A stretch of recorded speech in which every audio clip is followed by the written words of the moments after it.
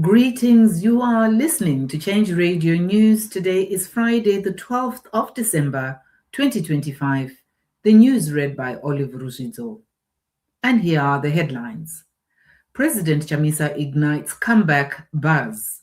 A bill to extend Mnangagwa's term nears publication, and civil society warns of cash flaunting ahead of elections.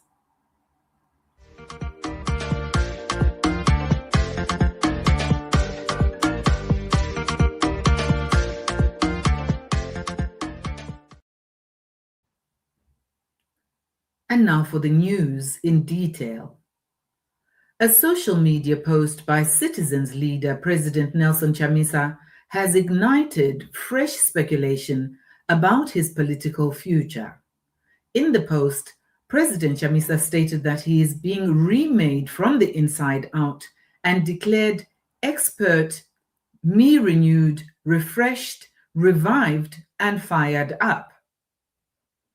Using the hashtags God is in it and hashtag the new. The post has excited supporters who see it as a signal of a possible major announcement.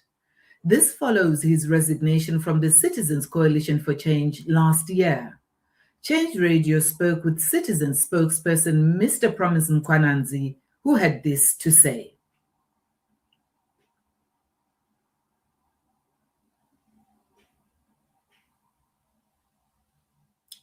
Our apologies. We will publish on our media what Mr. Mkwananzi had to say. A constitutional amendment bill that could extend Emmerson Mnangagwa's rule until 2030 is set to be gazetted before Christmas. A cabinet minister confirmed the drafting of Amendment Bill number 3 is complete and now awaits cabinet approval before parliament publication. ZANU-PF says the bill only adjusts the presidential term length, not term limits, and does not need a referendum. But legal experts, civil society, and opposition parties argue that any extension of the president's tenure affects constitutional protections and should require a national vote. The bill has sparked heated debate amid public concerns over long presidential terms. The opposition has vowed to fight the bill tooth and nail. Civil society organizations say rising cash flaunting and misuse of state resources ahead of elections are undermining the democracy in Zimbabwe.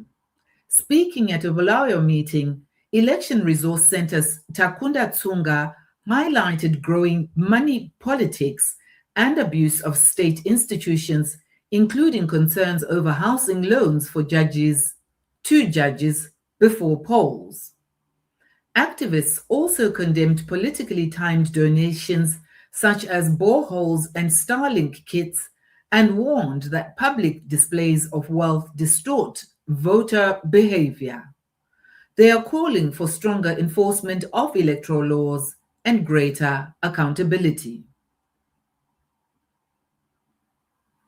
The Zimbabwe Human Rights Association has warned of growing public disillusionment as service delivery continues to collapse.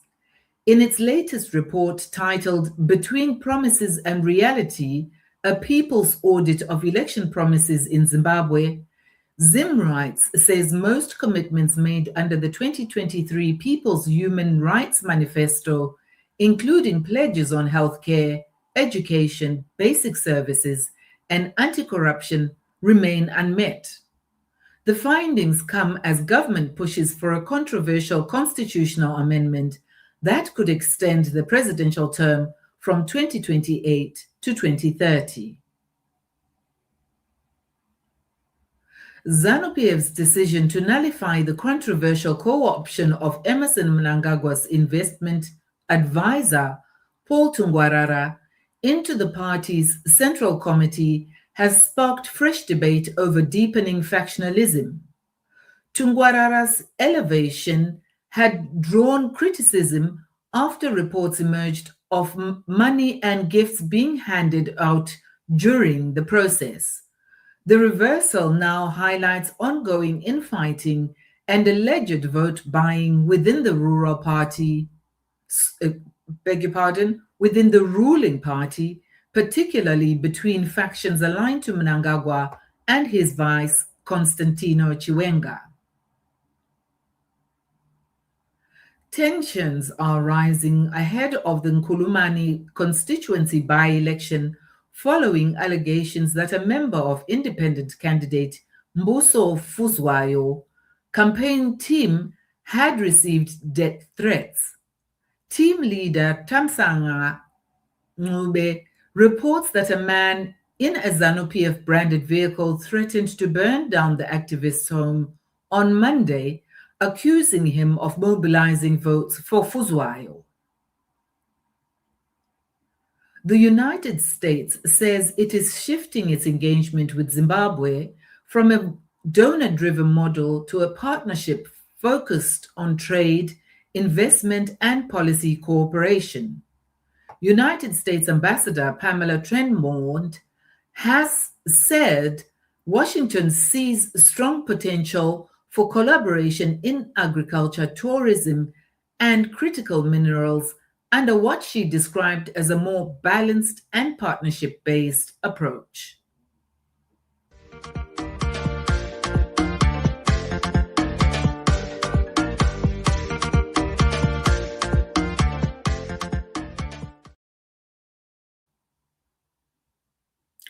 Former ZANU-PF Minister Simba Makoni has criticized businessmen Kudakwashi Tagwire and Wicknell Chivayo, accusing them of stealing the heart and soul of the nationalist movement.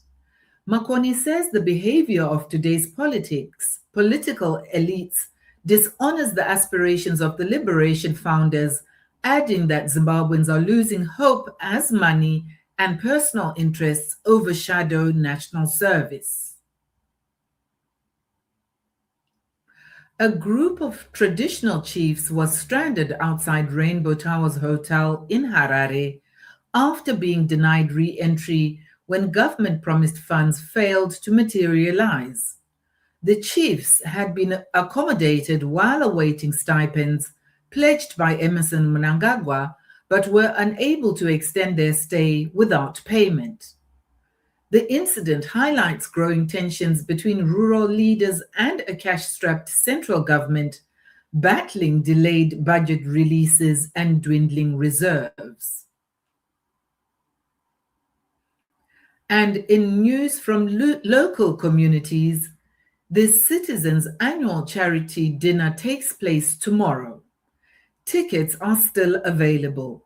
To secure your place, please call +263 772 313 293 or +263 777 059 787 and join the giving spirit this festive season. The family of late Sungura legend Nicholas Zakaria has announced he will be buried this Sunday in his rural home in Chiweshe. His remains will leave his Chitungwiza home on Saturday. Fellow musicians and fans continue to gather to pay tribute, with Alec Machesu leading emotional tributes to the maestro's legacy. A massive public send-off is being planned for the beloved icon. Citizens have criticized Chitungwiza municipality for only repairing the road to the late Madzibaba Nicholas Zakaria's house in Unit A extension after his passing. The council expedited grading and gravelling work to ease access for mourners. Critics say this mirrors past incidents, such as providing water only during the funerals of Seke Road accident victims, and argue that the council should maintain roads and services regularly rather than waiting for tragedies to act.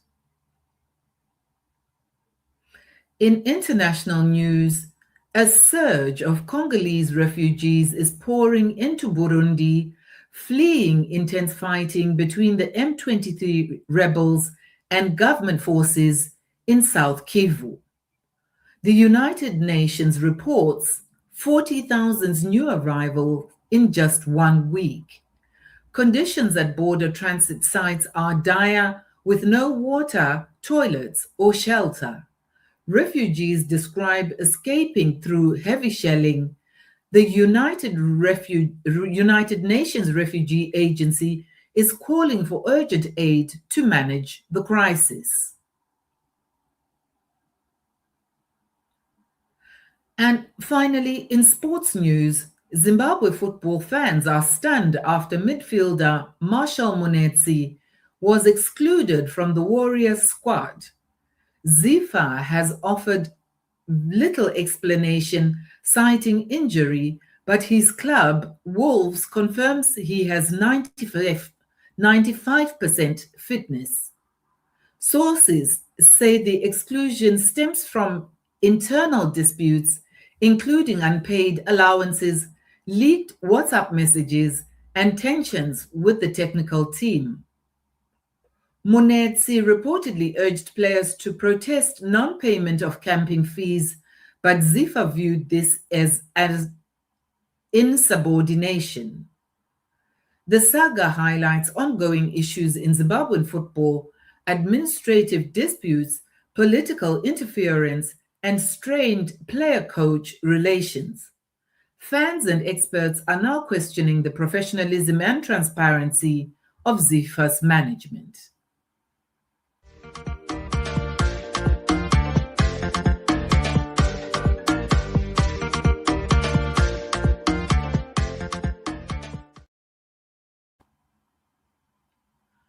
To end the news bulletin, here are the headlines once again. President Chamisa ignites comeback buzz. A bill to extend Mnangagwa's term nears publication, and civil society warns of cash flaunting ahead of elections.